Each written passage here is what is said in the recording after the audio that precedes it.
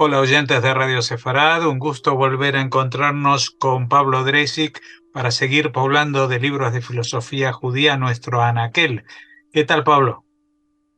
¿Qué tal, querido Jorge? ¿Cómo estás? Efectivamente, vamos a colocar hoy un libro en nuestra biblioteca imaginaria, nuestra biblioteca fantástica, nuestro animal fantástico, que es esta biblioteca con anaqueles imaginarios de pensamiento judío. Y hoy vamos a cubrir un ala de nuestra biblioteca, una sección eh,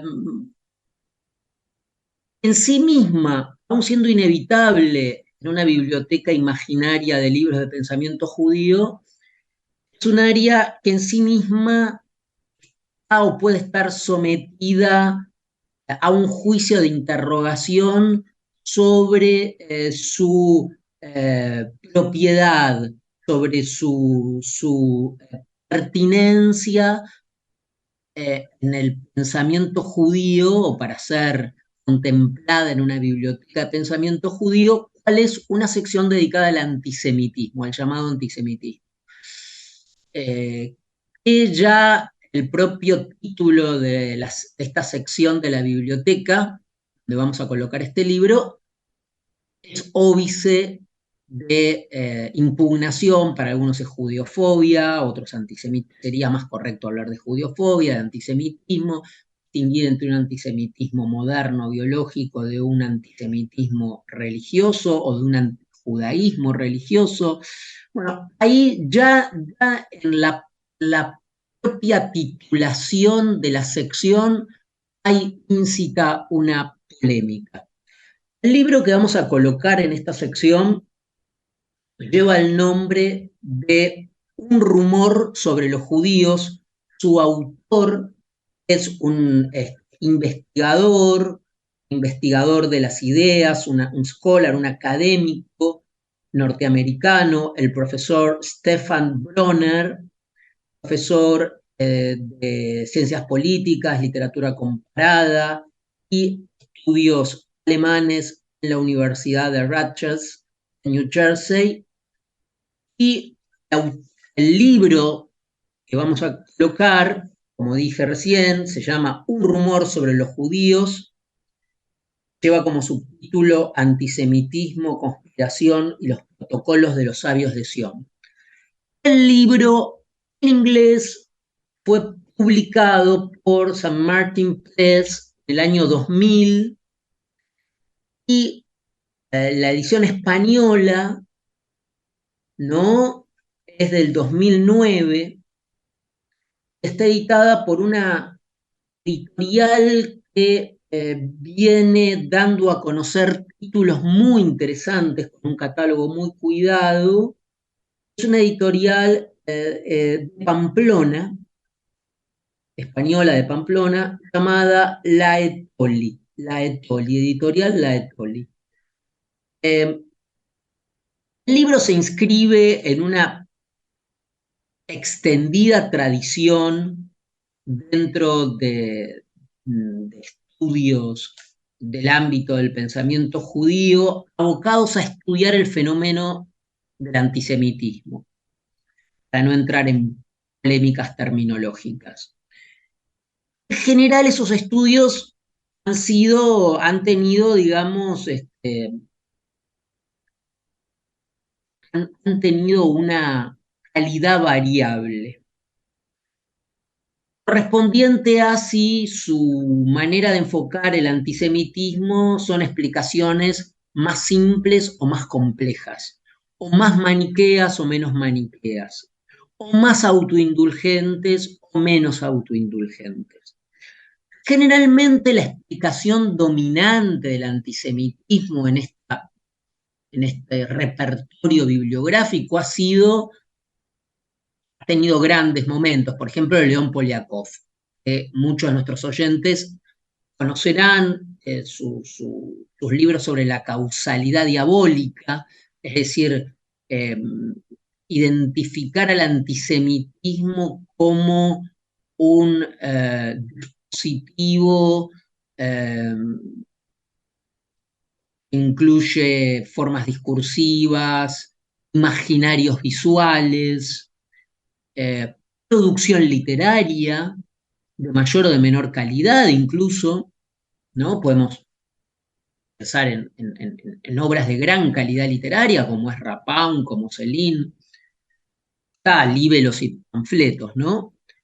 Poliakov, eh, como por ejemplo un estudioso Trachtenberg, también muy importante, tiene su libro El diablo y los judíos, el concepto medieval del judío, editado por Paidós.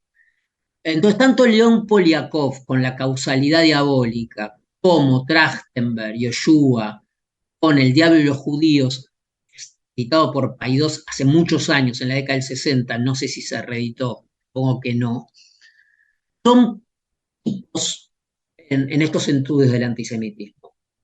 Luego hay un texto muy bueno, muy interesante, ya con otro giro, de Norman Cohn, creo que se escribe C-O-H-N, Norman. Los libros están editados en Alianza, muy recomendable, En pos del milenio, una historia de los protocolos de los sabios de Sion, este panfleto conspirativo antisemita. Norman Cohn ya empieza a complejizar la cuestión, ¿no? Empieza a plantear también que hay que ser muy cuidadosos en distinguir el antisemitismo moderno del antijudaísmo medieval. Bueno, hay matices en la construcción de los modelos explicativos.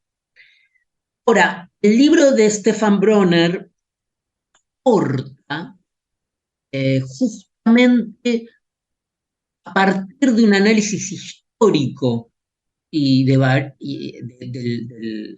famoso panfleto de los protocolos de los sabios de Sion, la difusión de ese panfleto, el modo en que efectivamente lo que fue en principio una falsificación, voy a decir algo al respecto, una falsificación histórica, pudo convertirse curiosamente en un documento, en una incidencia en aspectos históricos que van desde los pogroms en Rusia hasta la propia Shoah. Entonces, el problema no es tanto el contenido de verdad, desde el vamos impugnado, rechazado, sino los efectos de verdad de esta mentira. La historia de este panfleto, muchos de ustedes la conocerán, es bastante curiosa porque los protocolos que fueron editados en Rusia en San Petersburgo en 1902, es importante, no es un texto, por supuesto no es un texto de origen alemán, es un texto cuya confección definitiva y publicación ocurre en el ámbito del este, en Rusia, en San Petersburgo, pero cuya fuente de inspiración es un texto de 1864 de Maurice Joly, con un largo título llamado Diálogo en el infierno entre Maquiavelo y Montesquieu, o la política de Maquiavelo en el siglo XIX. Como digo, de un francés, Maurice Joly. Este texto es un texto destinado a denunciar el complot de Napoleón III para dominar el mundo. Entonces, lo que hacen los rusos de la Ojrana, es decir, de los servicios secretos zaristas, ultramontanos, ultraconservadores, profundamente antisemitas, vinculados a las centurias negras, es transferir y copiar este trabajo de Maurice Joly de 1864, estaba destinado a denunciar un complot justamente de los sectores más retrógrados de los sectores vinculados a Napoleón III para dominar el mundo, trasladarlo a los judíos. O sea, toma el argumento, el plot de este trabajo de Maurice pero le cambia a los que en el texto de Maurice quieren dominar el mundo, que son precisamente los reaccionarios, ultramontanos, antirepublicanos, la Ojrana, los redactores, sobre todo Piotr Raskowski, entre otros, Sergei Nilus, son oscuras figuras que redactan esta pieza, que en realidad se inspiran en un texto, entre comillas, democrático, ¿no? Invierten los protagonistas. Bueno, lo que hace también Stephen Bronner en el libro, más allá de esta cuestión histórica, y yo creo que es lo valioso de este libro, es formalizar como si fuese un modelo matemático cuál es estructuralmente la forma pura, y valga la redundancia formal, que tiene el discurso antisemita conspirativo. Este modelo tiene que ver, por supuesto, con la división del mundo maniqueísta entre buenos y malos. En lugar de la enunciación, siempre, por supuesto, responde a los buenos, los que designan, los que distribuyen el lugar de los buenos y los malos, y los que enuncian el discurso del bien y del mal. Y por otra parte, tiene que ver con un modelo vinculado al rechazo de la alteridad, ciertas formas oscuras de resentimiento, al mismo tiempo relacionadas con tradiciones capitalistas, el odio a la porosidad entre los grupos, la mezcla, ciertas aspiraciones a la pureza, una pureza que no solo es biológica, sino que tiene que ver con la ausencia de intercambios, con la preservación de una esencia o sustancia que se supone inmaculada. Es decir, va componiendo una mitogema antisemita, e incluso se arriesga a decir que como esto es un modelo, este modelo puede incluso ser utilizado por sectores dentro del judaísmo, también fanáticos que comparten esa visión del mundo de los sabios de Sion, ¿no? Esta estructura formal. Vale decir que, y esto es lo interesante, se trata de concluir, de colegir, de extraer un modelo que incluso puede hoy ser actualizado, ese modelo de los sabios de Sion, incluso por sectores judíos, ultrafanáticos o sectarios. El texto entonces tiene una parte histórica muy interesante, sobre todo tiene algo que en general no es repuesto, son toda la resistencia judía durante la publicación de los protocolos, la resistencia y el juicio que se hizo por falsificación, que tuvo sobre todo lugar en Suiza, y la valentía de los judíos y de mucha dirigencia judía, que generalmente siempre se pone el acento sobre los Judenrat, la dirigencia judía que tuvo actitudes claudicantes frente a los poderes de la reacción, del antisemitismo, nazis, y él hace toda una historia de precisamente el modo en que muchos